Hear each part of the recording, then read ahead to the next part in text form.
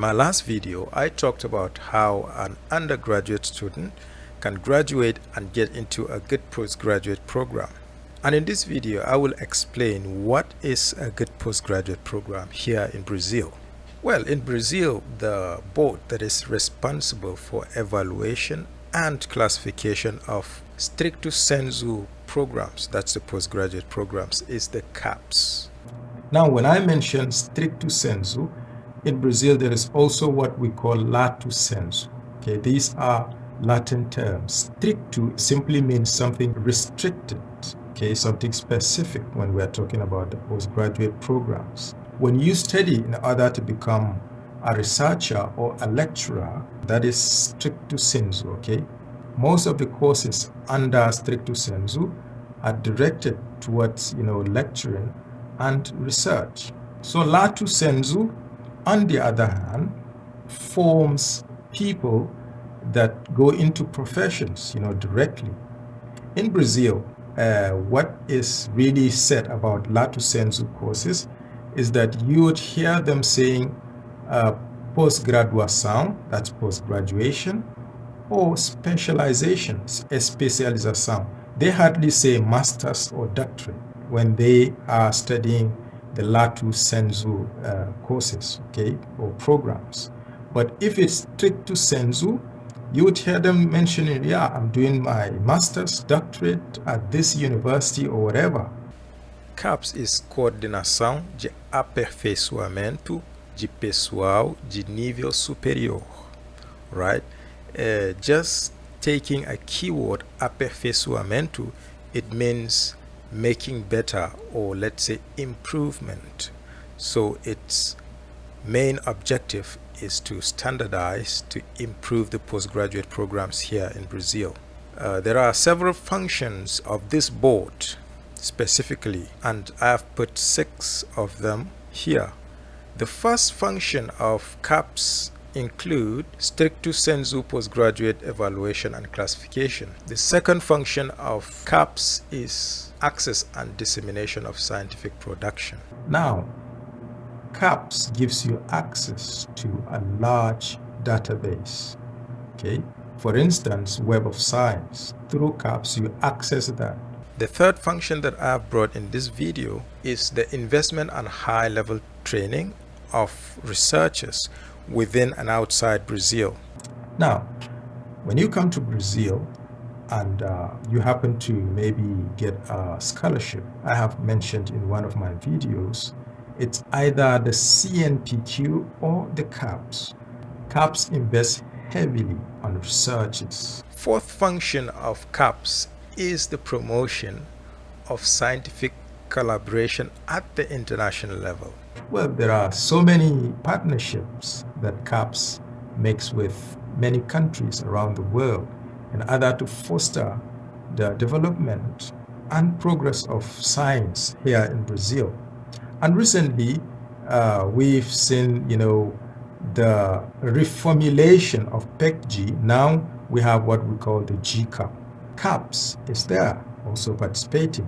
The fifth function of CAPS that I've brought in this video is the introduction and promotion of teacher training for basic learning, okay?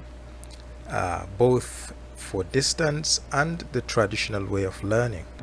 Well, talking about the introduction and promotion of teacher training, my wife participates in one of these programs, and she travels to remote cities where access is difficult. CAPS is trying to foster the basic education here in Brazil because it is really important. If you have solid students or very qualitative students going to the higher institutions, it makes life easier, or even the progress of science itself.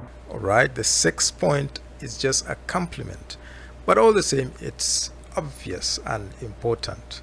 The issuance of the certificate, which is called diploma here in Brazil, is issued by the CAPS. Well, now that we have seen some of the functions of CAPS, let's go back to item number 1. That's evaluation and classification of stricto sensu postgraduate courses. Well, it is important to note that the board works continuously towards perfecting the criteria of evaluation, because their objective is to attain excellence in the postgraduate courses. Okay, it is also important to note that the classification of the postgraduate programs is not just for ranking purposes, all right? It serves as a means of, formulating policies that can lead to the perfection of these postgraduate programs, and also for the allocation of scholarships and supports to the students.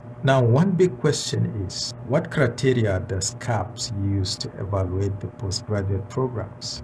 Well, when I was doing a little research on that, I found out that even the internationalization of the universities is one of them. However, scientific productivity is obvious, both for the lecturers and students. The qualification of the lecturers is also a strong factor. Quality of the students produced is another strong factor. And lastly, the impact of the university in general, that is the teachers, the lecturers, and the students, is also a very strong factor.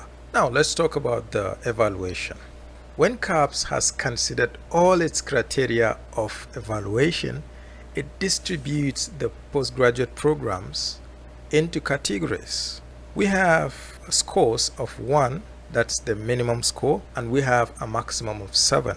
Okay, so when you are checking, you will see CAPS 1, CAPS 2, CAPS 6, CAPS 7. Minimum, maximum. Okay, what does that mean? When our program scores 1 or 2, it loses its license. Okay, it is not considered by CAPS because the minimum is 3, and here it is considered regular. When we say regular in Portuguese, we are simply saying average. Okay, so it's under average. Courses that have 4 points in CAPS, that's the classification of CAPS, they are considered good. When we go over to 5, we are talking about very good courses. And one thing is, if you have a program running just at the master's level, it is considered maximum. Okay, that's maximum for master's level. If you have a doctorate program, it can run at 6 or at 7. When a program has 6 or 7, it means it is a program of excellence at the international level.